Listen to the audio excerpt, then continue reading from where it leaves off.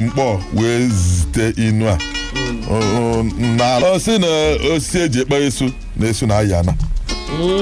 ịkpa ha na-esu kpafu esu toili osi ahụ maka gị na okenye chi ozu ma ọ bụ elili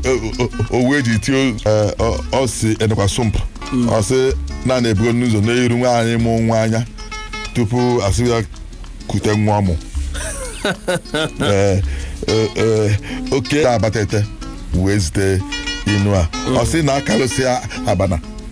asụa abana nni lie akalụsịa abana asụa abana nni lie nke a bụ eziokwu success wee zite inu a oguta dede n'Imo steeti inu ya nke mbụ sịrị na efi si mee ihe mere ibie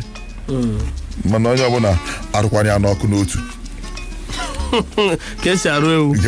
ka ada arụgide ewu n'ọkụ ị na-aga